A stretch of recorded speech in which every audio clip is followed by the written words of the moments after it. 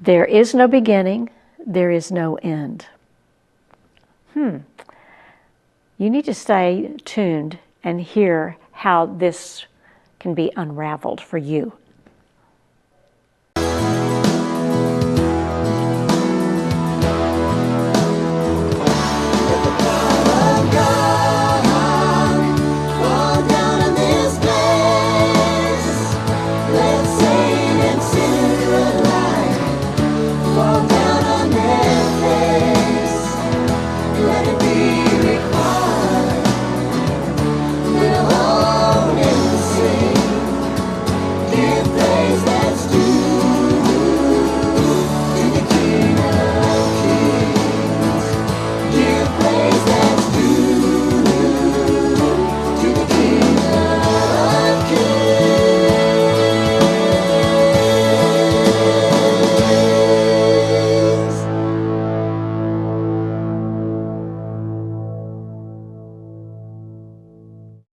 Welcome to God Answers Prayer. I'm Linda Tiano, your host today, and we're delighted to have you here with us.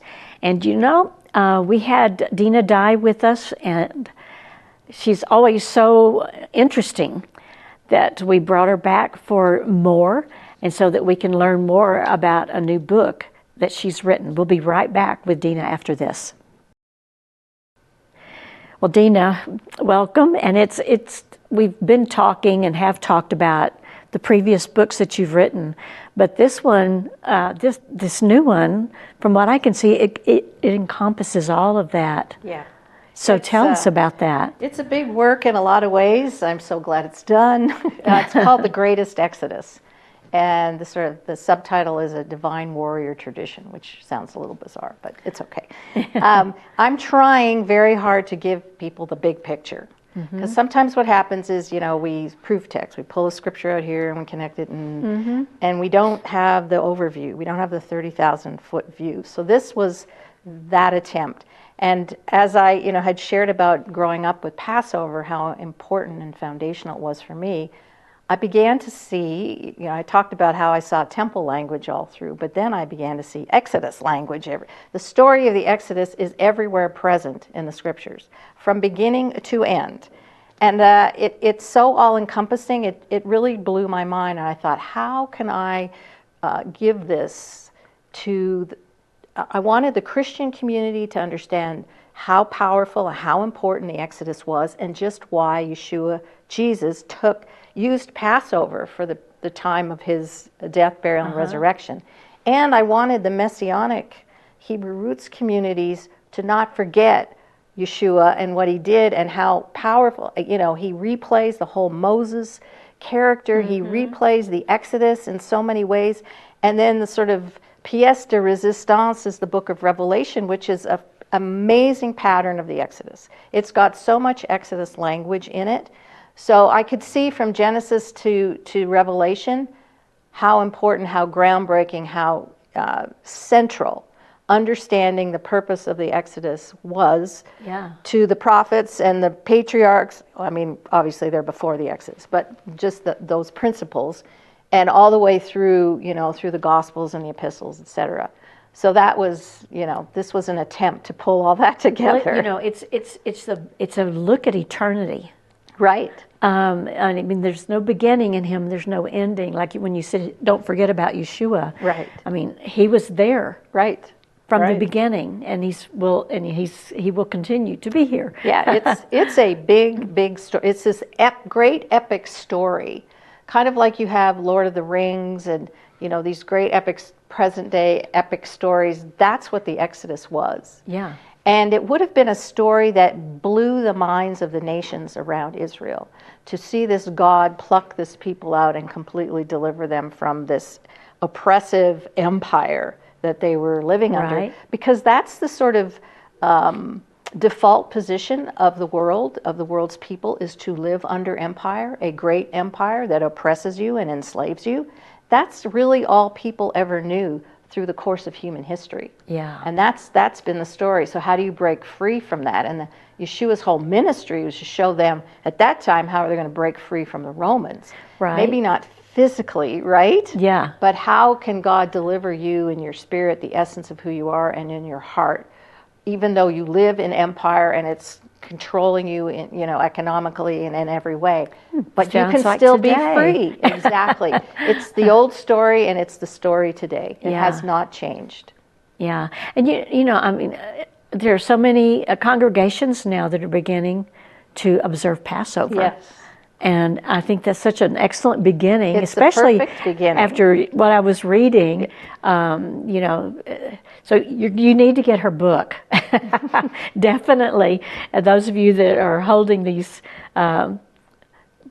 feasts, I think it's essential to be able to understand how it all, because we have pizzas. That we've understood and with, different parts, but you have woven it together. Yeah, I want a seamless story. I want to be able to understand a seamless story. Now, it isn't to say that there are parts of the Bible that you find compelling and interesting and you want to dive deeper, etc. But I'm giving you the 30,000-foot view so you'll understand where that fits in. And like you said, the Passover is just ground zero for the whole Bible. I mean, it is the central festival, and people don't really understand it. Well, like for example, most people think that the lamb is a sin offering, just for an example, and it's not. It's a fellowship offering. It's a covenantal element in order to bring two parties together. Right. And the fellowship between Israel and it's not a sin offering. And so you ate an animal, and then you had wine and bread, like the Passover meal, in this case the unleavened bread, etc. So Yeshua's language is a covenantal language, when leading into his actual his crucifixion and resurrection. It's very covenantal, and so I'm trying to show that in there as well. But this is to restore your relationship with God, It's not a sin offering. The Bible's probably the best novel ever written. I agree. It's like if you have the understanding, but I know growing up, in a Christian church and all that, I didn't. Well, yeah. We didn't have that. Exactly. And I think that's why it's so important. Well, I think the challenge and out of maybe necessity, but over the centuries, we've created boxes of theology. And so we put thoughts and ideas and concepts into this box called, whether it's called salvation or redemption or, whatever you want to call the box, faith. But the Bible, by and large, is a story, like you just said. It is. It's these stories upon stories upon stories. And that's the way the ancients communicated. Like, we don't communicate that way anymore very much, unless you go see a really good movie or something that's telling. But really, the way humans engage is through storytelling. And so they would tell their stories, obviously, and then pass them down from generation to generation. And I don't know, we're in some sort of short circuit here. But the idea is to get back to looking at it as a whole story, not pulling out little pieces and making a denomination out of it. It's kind of like the book of Numbers. Everybody wants to go over that one. And it's genealogies. I mean, all these different things that are being brought about. Yeah, the Torah is a big story. It is. It is. And then I show in the book, too, that there's a lot of language in the Exodus that takes us back to the creation story, because it's a story again. They called them myths, which is a term we have a very hard time with, which is, I don't like to use it because people think you're talking about, little fake stories from the ancient world. Right. But that's how they engaged their culture. And so you have like a quote unquote a creation myth, you have a combat myth, which is the one I talk about, you have flood myths, and all cultures have them. It doesn't mean they didn't happen, and it doesn't mean they're not true. It's just the way they engage the world in which they lived. Right. So, it doesn't matter where you go on planet Earth, they got a flood story. Right. Right? Right. So as a common thing, as a universal theme, but within it, we ask the question, what has our God Yahweh done that's different than what all these other cultures have done? How does he elevate the story? How does he deliver the people? Because you don't see that in the ancient cultures, right? Their gods are up there beating on them and enslaving them and making their lives miserable, forcing them to bring offerings, and appeasing the gods. Well, in Israel's economy, it doesn't work like that. And so as we go through the stories in the Old Testament, we are looking for how is God elevating the human nature of the people within the story? Like, what is he doing that's different from the cultures around them? So what is the main thesis of the book, per se? I'm still trying to, that's the hardest part. That's where you need AI. Could you please tell me what I'm trying to say? Right. Basically, I am trying to show that the Exodus story is the story of the ages, and that the deliverance that God brought is ultimately through Yeshua is the greatest Exodus, because he has delivered us from ourselves, right? And while he may have delivered Israel from Egypt, Yeshua's purpose is to deliver us from us, that human beast nature that you see in us. And so, yeah, and then I used the language of the combat myth. I brought that up, and I mean, we can talk about that in just a minute. And talking about these, I'll have to make a list for you of kind of how the combat myth works. But basically, this is the greatest deliverance, bar none, on planet Earth, from God to Son, this greatest deliverance. And in the same way that empire held you captive, sin holds you captive, and Yeshua will deliver you from that, which is compared to being under empire. Let me ask you a question. So the Passover Seder, I mean, the Seder is kind of a newer thing, right? I mean, did they have what, like it is today, did they do that? Well, it's certainly changed over time, and it's developed, I mean, the last 2,000 years. And there's questions about, how many cups were there in the first century. Some say 4, some say 2 before. I mean, those sort of things. But it's still telling a story. It's still telling the story. So what we call the Haggadah, it's the actual book that we use to tell the story. And the passages have been pretty well the same. We know that Yeshua, after they ate the meal, they went to the Mount of Olives singing hymns. They likely sang Psalms 113 to 118, which are called the Halim.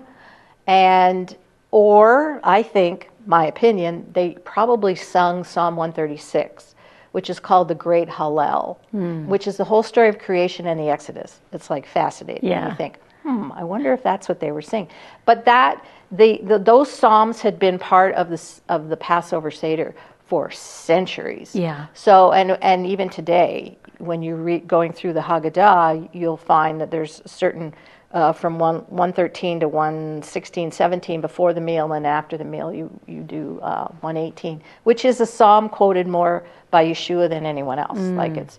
So there's a lot of that in there. But there's no question that the actual traditions have changed over time, and it depends whether you're Ashkenazi descent in Europe or you're I just forgot. Sephardic. Thank you. And the Mediterranean. It just depends. Where you're from, the different traditions that grew up around it. But the core of it we find in the first century. You can read all about that in the Mishnah, for example. Yeah. So we're going to talk about key concepts and maybe why this book is different from all other books. Okay. So that's where I want to get into the whole idea of the divine warrior and the combat myth. So all right. I need to explain that to people. Okay, great. Yeah. Well, for those of you watching, again, I just want to say to you, we're talking about the one who has given us life and life more abundantly. And if you don't know Yeshua, the greatest gift of love ever given, and Scripture tells us that it's the Father that draws us to His Son. And you may be feeling that drawing right now. And, really, it's just about saying, yes, I believe you died for me.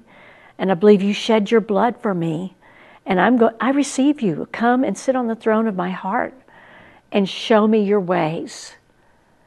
If that's you, give us a call. The number's right there on the bottom of the screen. We've got prayer partners that love to pray, and they will want to make sure that you get a Bible if you don't have one. This is the greatest journey you've ever been on. We'll be right back after this.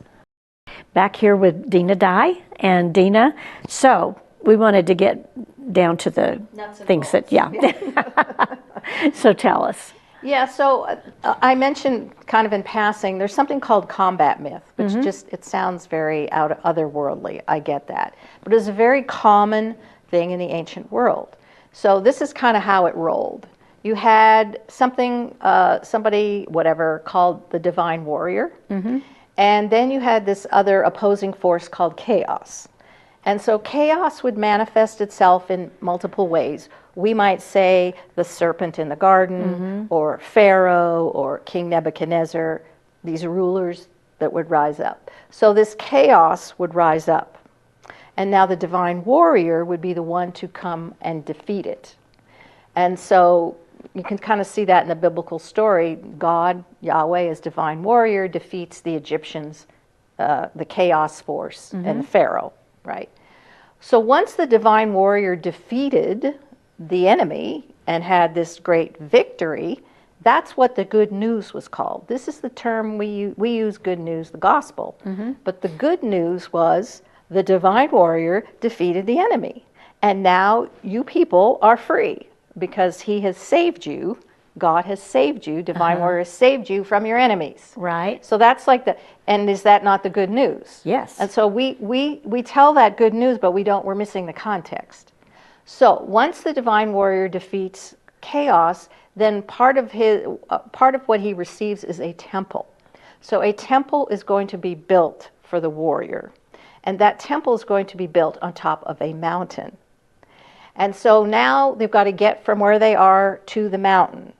So the first to go out would be the herald. The people would line the streets, and the herald would go out shouting the good news. The king has defeated the enemy.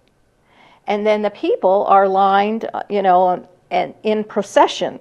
So then you have this processional, and the people, they're all going to the mountain because they know at the mountain the divine warrior is going to ascend the mountain and take his seat on the throne in the temple.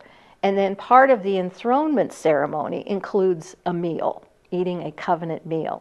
So that's the story in like 30 seconds or less. And I hope people can kind of see all these elements are found throughout the Bible, right? So you see Israel as they cross the sea on dry ground, which is trying to refer us to Genesis chapter 1, when the waters were separated and dry ground appeared. This is a creation moment. The dry ground appears, the children of Israel walk through the waters on dry ground, and God defeats the chaos, Egypt, oppression, empire, enslavement. And then they make, and after the enemy is defeated, you have what they call the Song of Moses, the Song of Miriam, I should say. Yes, Yeah. And that song is actually replicated in Revelation 15. So there's this she acts kind of like a herald, singing and playing the tambourine and announcing the good news that we have been set free, if you will. And then Israel makes a procession through the wilderness from the sea to Mount Sinai, the mountain. And at the mountain, essentially, God, Yahweh himself, is going to be enthroned on Mount Sinai. And with it, they have a covenant meal. I don't know if you remember, it's kind of slid in there, but the elders ascend and they sit somewhere and they eat and they drink and they see God. So just in that little piece in the Bible, all of those elements are there.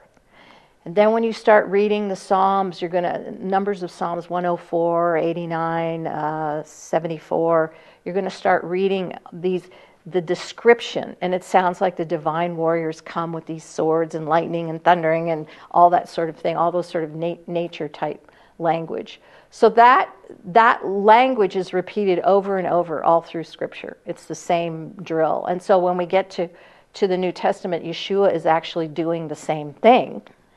And think about him when he starts his ministry in Mark and in Matthew. He is at the Jordan where Israel crossed the waters. It was dry ground, and they entered the land to defeat their enemies. Right? Joshua serving there as a divine warrior. Now Yeshua is immersed in the Jordan in the same place where they crossed to remind us of the Exodus where the children Right. of Israel, it's all the same kind of language. And then he goes from there in Matthew into, well, he's immersed, and then God says, this is my beloved son in whom I'm pleased. So this has components of enthronement type language in there, dedicating that this is the king to come who will defeat the enemy. And then in chapter 4, you see Yeshua go out in the wilderness to defeat the enemy, Hasatan. Right. Okay? So that Hasatan, the devil, the Satan, whatever you want to call him, is the chaos figure. And they do battle in there, and there's a lot of language in that looks like Exodus type language. Yeshua fasts for 40 days. Israel's out in the wilderness for 40 years. There's a lot of that kind of stuff. And so his whole ministry goes through the same process. You see the triumphal entry when he comes from the Mount of Olives and the procession, and everybody's got the coats on the ground, they're waving the palm branches, very much procession. You have herald language of like Mark speaking, John the Baptist speaking, behold, he comes, the Lamb of God who takes away the sin of the world.